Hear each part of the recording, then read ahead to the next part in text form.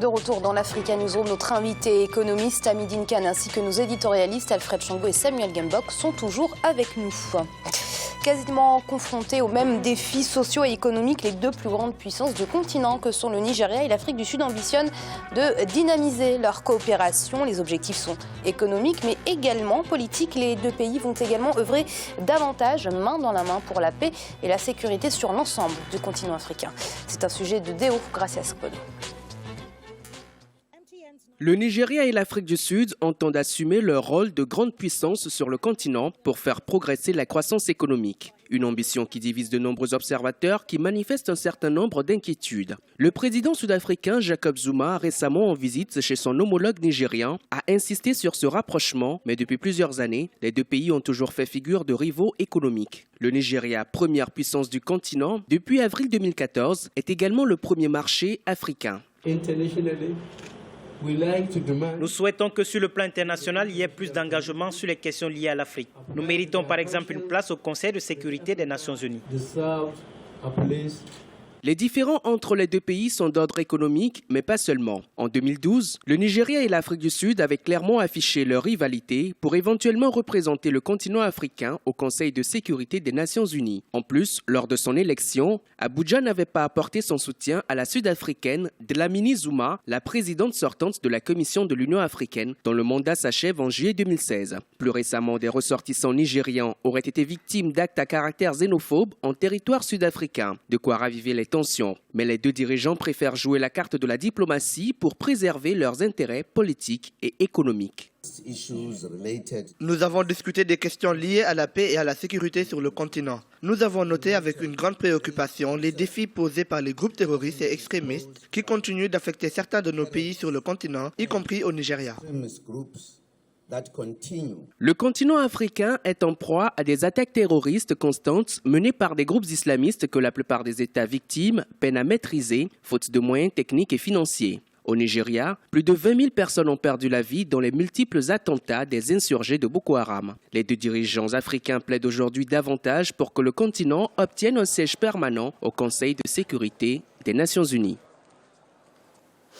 Samuel, avant cette rencontre qui signe là un peu la réconciliation entre le Nigeria et l'Afrique du Sud, est-ce qu'on peut dire que le Nigeria était davantage un concurrent qu'un allié pour Johannesburg ? Je pense qu'ils sont toujours concurrents. Ce n'est pas au cours d'une visite que tout cela est gommé. Je pense que les intérêts sont parfois très forts et que la diplomatie vient toujours arrondir les angles. Il faut cet habillage pour permettre d'évoluer le discours, le dialogue et la coopération. Ce qu'il faut relever, moi, ce qui me choque un peu, c'est que quand on voit deux géants comme ça du continent qui devraient porter le processus d'intégration régionale, comme on le voit en Europe, le couple franco-allemand ou franco-britannique, selon les secteurs.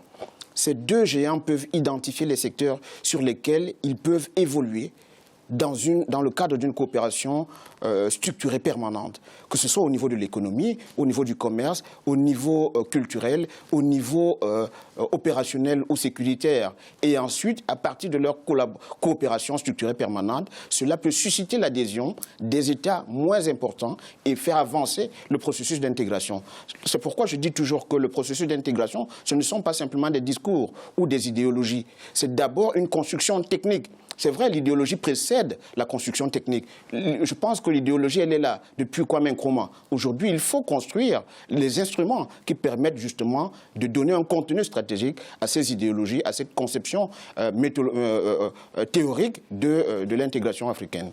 Oui, Monsieur Kane, on peut regretter que ces deux puissances, ces deux géants économiques du continent africain n'aient pas poussé davantage vers le haut l'Afrique. Oui, bon, je crois que ça va venir, mais il faudra le reprocher surtout à l'Afrique du Sud. Moi, c'est un pays que je connais bien et les Sud-Africains sont très xénophobes, alors que les Africains ont aidé intégralement à la libération de l'Afrique du Sud. Ils ne sont pas reconnaissants et puis je crois que Jacob Zuma aussi ne joue pas le jeu. Le Nigeria a beaucoup de potentialités. L'Afrique du Sud, c'est la première puissance industrielle africaine. Mais je crois que ces divergences seront tôt ou tard gommées parce que je crois que c'est dans l'intérêt du continent. Et puis on voit que justement l'Afrique de l'Ouest, la CEDEAO, est en train de marquer des points parce que c'est déjà un marché énorme. Et puis le Nigeria est en train de pousser ses États à aller de l'avant. L'Afrique du Sud, par ses entreprises qui investissent massivement au Nigeria, sont obligés de suivre le Nigeria parce que déjà l'agence de télécom MTN, qui a déjà des difficultés avec le gouvernement nigérian parce qu'il n'avait pas débranché justement les puces, Boko Haram en a profité. Je crois qu'il devait payer des milliards, je crois qu'ils sont en train de négocier.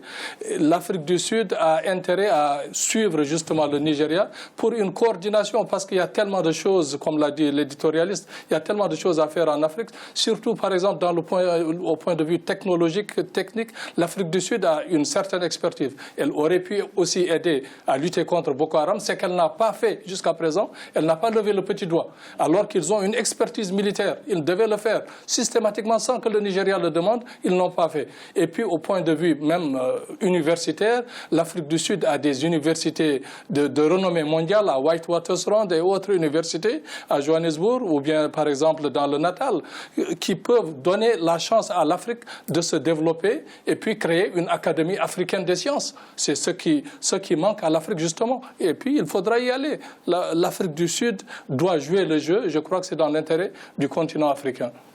Oui, Alfred, peut-être revenir sur le plan sécuritaire. C'est vrai que l'Afrique du Sud a un peu été la grande absente dans la lutte contre Boko Haram. Amira, ça se comprend.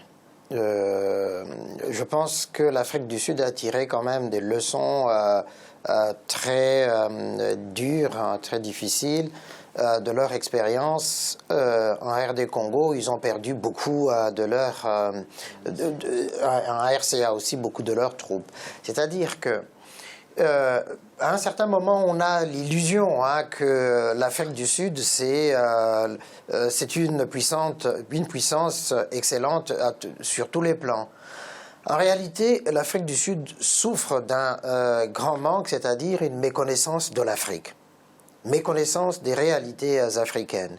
Elle n'a pas su justement adapter non seulement sa diplomatie, mais aussi son esprit d'entreprise aux réalités africaines, ce qui fait qu'elle se heurte parfois à des écueils importants. Et au fond, je comprends la prudence sud-africaine par rapport à la question justement de Boko Haram, par rapport à la question du terrorisme en Afrique. Mais en même temps, ils n'ont pas été à la traîne au niveau de l'Union africaine pour initier justement cette idée de forces africaines pour se défendre eux-mêmes, les Africains, face à tous ces défis-là. Et on va continuer d'évoquer l'Afrique du Sud, puisque le gouvernement a annoncé qu'il commencerait à exploiter le gaz de schiste d'ici à 2017. Une bonne nouvelle pour l'économie du pays qui stagne, mais aussi pour les activités de ces centrales électriques qui dépendent encore fortement du charbon. En tout cas, une bonne nouvelle pour certains, une moins bonne pour d'autres, surtout pour les écologistes. C'est un sujet qui nous a été préparé par Alioune Guindo. Le gaz de schiste, future richesse minière sud-africaine. Selon les autorités sud-africaines, les tractations ont commencé pour l'exploitation du gaz de schiste d'ici à 2017. L'agence d'information sur l'énergie révèle que le sous-sol du désert de Karoo, au centre-ouest du pays, contiendrait plus de 390 000 milliards de pieds cubes de gaz de schiste, soit plus de 400 années de consommation. L'exploitation de cette zone minière était prévue depuis 2012, mais faisait l'objet de polémiques entre le gouvernement et les écologistes sud-africains. Les régulations concernant le gaz de schiste ont été publiées au deuxième semestre 2015-2016. Les activités d'exploration doivent commencer lors de la prochaine année fiscale. Le gaz de schiste est une réelle opportunité pour l'Afrique du Sud. Cela va créer de la valeur ajoutée à nos richesses minières. L'Afrique du Sud dépend fortement du charbon pour les besoins de sa production d'électricité. Elle se trouve être dans une course contre la montre par rapport à la diversification de son approvisionnement énergétique. En tant que segment de développement en Afrique du Sud, à côté de l'agriculture, effectivement, le développement de ces énergies peut contribuer davantage à l'économie du pays. Mais attention, tous les autres moyens énergétiques qui ont été utilisés semblent assez chers aujourd'hui, à seulement de son prix, toutes les compagnies qui sont dans les gaz de schiste ont des problèmes. Il faudrait quand même penser demain à asseoir quand même une énergie plus propre. Donc, c'est un risque de s'engager aujourd'hui dans le fossile, dans le charbon, etc. D'autres projets dans le domaine énergétique sont en route en Afrique du Sud. Le pays compte renforcer sa production d'énergie nucléaire à travers la construction de 6 à 8 réacteurs qui devront produire environ 9600 MW d'électricité. Pour l'instant, la centrale de Coburg fournit déjà 4,4% de l'approvisionnement national d'électricité, soit 1830 MW. Monsieur Kane, comment appréciez-vous cette exploitation du gaz de schiste par l'Afrique du Sud ? C'est un couteau à double tranchant parce que la zone Karoo, là où a été découvert le gaz de schiste, c'est une zone aride, désertique, et puis où il y a un manque d'eau.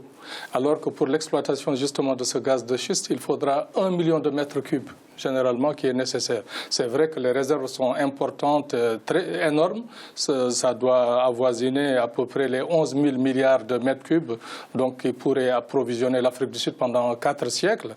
Cependant, et puis l'Afrique du Sud, il faut le dire, a cette expertise. Ils ont cette expertise dans le domaine de la fragmentation, parce que déjà avec le charbon qu'ils utilisent pour 90% de leurs produits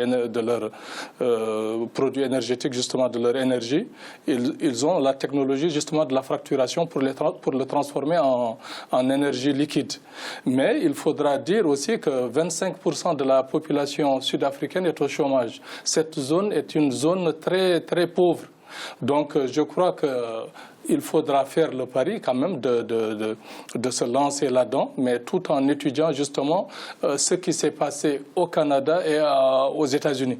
Parce qu'il y a des exemples déjà, mais l'Afrique du Sud doit s'y lancer parce que sinon, c'est les centrales nucléaires qu'ils veulent justement acheter, parce qu'ils ont aussi ils ont déjà 1 ou 2 centrales nucléaires qui sont en fonction, et ça coûterait 50 milliards pour acheter d'autres centrales pour la production énergétique. Il faudra dire aussi, en dernier, que l'Afrique du Sud, depuis l'avènement de la libération de Nelson Mandela et puis l'avènement de la démocratie, ils n'ont pas fait de la prospective, ils n'ont pas investi dans l'énergétique. Ils ont oublié ce secteur des infrastructures. Donc c'est maintenant justement qu'ils essaient de rattraper justement ce retard et il faudra le faire, je crois. Moi, à mon avis, il faudra s'y engager. Alfred, ce gaz de schiste, est-ce selon vous une bonne opportunité pour l'Afrique du Sud? Est-ce que vous voyez ce gaz de schiste d'un bon oeil? Amira, ça me laisse très perplexe. Je dis que l'Afrique du Sud a une géographie extraordinaire, peut profiter de l'énergie éolienne, peut profiter de l'énergie solaire et exploiter ses possibilités. On vient de voir ce que le Maroc a fait avec Nour 1, Nour 2 est engagé.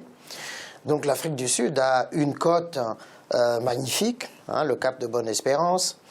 Donc il y a des possibilités justement d'exploiter aussi l'énergie hydrolienne. Et que donc on n'a pas encore exploité toutes ces possibilités-là, on veut se lancer dans le gaz de schiste. Indépendamment des risques que vient d'évoquer Kane, on n'est pas certain effectivement que dans la durée ça puisse être bénéfique. D'ailleurs, aux États-Unis, on voit beaucoup des producteurs qui ont fait faillite. Évidemment parce que l'Arabie Saoudite et d'autres ont décidé de baisser le cours du pétrole et que donc ça a un impact direct là-dessus. Et puis il y a cette problématique écologique qui est là. Beaucoup de familles qui habitent aux alentours de ces lieux-là se plaignent justement de voir leur maison s'effondrer ou se fissurer. Donc il y a toute une série de problèmes. Je pense qu'il faut d'abord exploiter ce qui est naturellement là, c'est-à-dire l'éolien, le solaire et puis l'hydrolien, possiblement, avant de se lancer là-dedans. Samuel, vous aussi, vous pensez que l'Afrique du Sud va un peu trop vite quant à l'exploitation de son gaz de schiste? Je pense qu'ils n'ont pas suffisamment de marge de manœuvre compte tenu des besoins en termes d'énergie qui s'imposent au pays. Monsieur Kane rappelait, le reportage le soulignait aussi, environ 80% de dépendance vis-à-vis du charbon pour alimenter les centrales électriques, c'est énorme. Et en même temps, il faut investir. Et l'Afrique du Sud a besoin de créer une plus-value, une valeur ajoutée sur ses richesses naturelles. Et donc, sans cette énergie, elle n'y arrivera pas. Donc, je pense qu'il n'y a pas suffisamment de marge de manœuvre, mais je pense tout simplement qu'il faudrait peut-être planifier tout cela avec beaucoup de rigueur. Merci Samuel pour vos analyses. Merci Amira, bonsoir. Merci à vous Alfred. Très heureux de vous avoir retrouvé autour de ce plateau. Et puis à mes très chères téléspectatrices, je dis aussi merci de leur bienveillance.